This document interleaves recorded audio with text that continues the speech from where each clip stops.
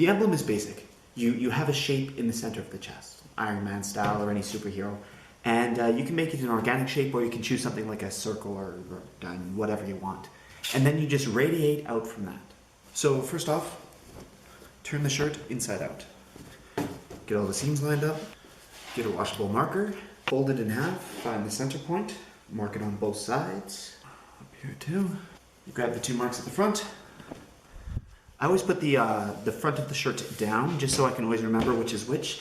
And then you find the 2 marks on the back, make a straight line, put it right on top, grab it, give it a little shake, lay it flat with the 2 seams in line, like that. Alright, now for the emblem, it's going to be right about chest height. So usually you can go to the bottom of the armpit of the shirt and go straight across, and that should go right about through the middle, or at least the bottom portion of the emblem. You kind of want it to mostly be above that point. So the general shape we're going to want is, say, something like that. Or you can do a diamond or something spectacular. But we're just going to kind of bring it into a point. I'm not really going to follow this line because I want something a little more, I don't know, mysterious. Something where I don't really know how it'll turn out. But that shape is a good idea for just seeing the size, because you don't want this too big. You want it to be a small emblem. Remember, this is going to unfold in half and make twice the size. So make it relatively small. When it's too big, it kind of looks awkward. And then tie it off. Now for the rest of the shirt, we're just going to need lines expanding out from the center.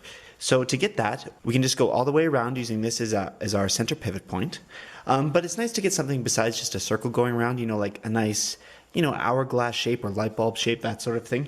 So I'm just going to imagine this line, because you can honestly make this up as you go, but I'm going to imagine a line going around like that, and then just crimp along it. Using my hands here to hold a height, and then I can just crawl with my fingers into any shape I wish, right above the center mark, but still below the collar. You want to be able to see the entire shape underneath the collar, so let's make sure we put this line at least an inch below it. And then the rest of it, you can just sort of bunch it up in line with that, so you have straight ridges like that. Grab it by 2 sides, push it together, and then you get all sorts of little brainy ridges in there that are all going to create new textures. And then from the outer perimeters, you just keep bringing it together until you got a nice flat bunch, and we'll put elastics on this.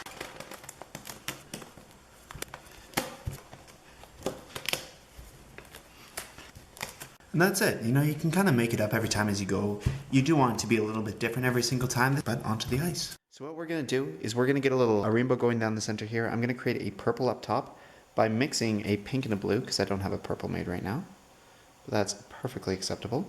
And then you can put blue right beside that. And when you get yellow and blue near each other, they're going to make a lot of green anyway. So you can just go straight to yellow. Yellow you can do lots of, because you can do other colors over top of yellow. That's really important. So now I got this golden yellow that I'm going to use as an orange right beside it. And then finally I've got a red. Like that. So remember, this is the back side that is facing up. And we're going to put our dark colors on the back side. And just radiate out from the center here, kind of go around. Let's start with old trusty black. So I'm going to do it just a little bit away from the rainbow, because this is going to bleed. It's a good gangster line for you. Now I'm going to take blacks and put it at, other random intervals. But you want to make sure you're trying something new every single time. If you do that, you're always going to be learning. You're always going to be getting new results. You're always going to see the different variants that you can get with different shirts. And now that we've done all that, we're going to put ice on it. Now you'll notice that we're putting the dye underneath the ice this time and not on top of it. It's just because it gives a different design. Putting it underneath, the colors are going to come out darker afterwards. They're going to be more solidified. There's not going to be as much of a gradient in the color. It's going to be less of a spectrum.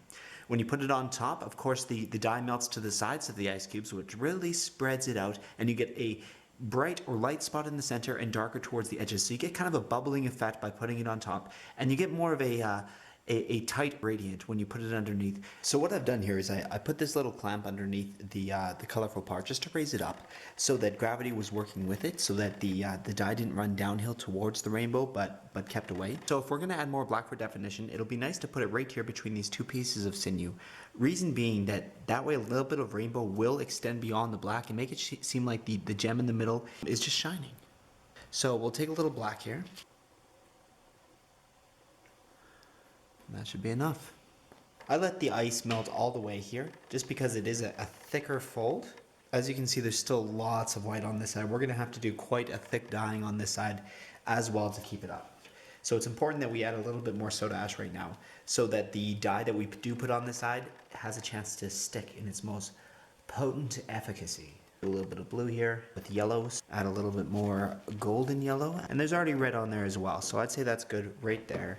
And now, radiating out from the center, we're gonna want the rainbow lines. If you already have a lot of liquid dyes made up, you can use these. You can just do a rainbow right on top. That's exactly how I did this shirt here. Is the second side, the bright side, the rainbow side, you can see was all done like the middle was, where it was done with these liquid dyes. I like to switch it up, and so this time I would like to do an ice dye on this side as well. So this one, just to make things a little bit different, I am going to do ice first on this side. So I'm going to put a little bit of black on this side and maybe a couple other little colors and spots, just to connect the front and the back together so they have those transitions. Some blue violet, a little bit, doesn't need to be too much. Do a line of deep yellow, something like that. Maybe a little bit more back here just to blend them together. Some regular yellow. And we'll get like a rainbow pattern going here is what we're gonna try to accomplish. This is bright green. For blue, we can just use that same electric blue, see how that turns out. No idea, but it's always fun to try new colors. We've already got some blue violet on there, so let's use a little bit of lavender for a purple here. Nice lighter version. And then we just need a red, so let's use fuchsia for this one. And that's it for this side. Just gotta let it melt.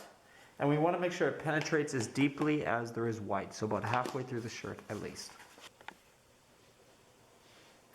The ice isn't quite completely gone, but you can see that the colors here have soaked in most of the way. You know, you can't really see the white down underneath the colors anymore. So if we keep the ice on here, it'll start to dilute a lot of the colors that are here.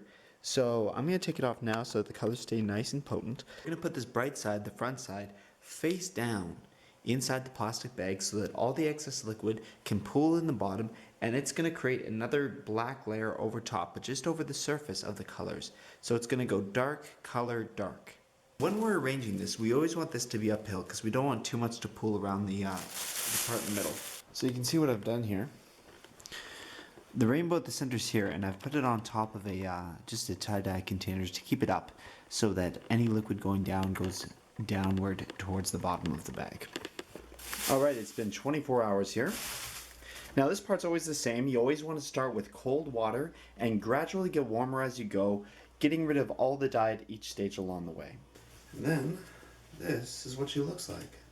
So we're going to wash this as always with a little bit of Synthropol, about half a capful, not too much. There's the back, by the way. Essentially the same thing. It looks like a glowing rainbow scarab. Very cool.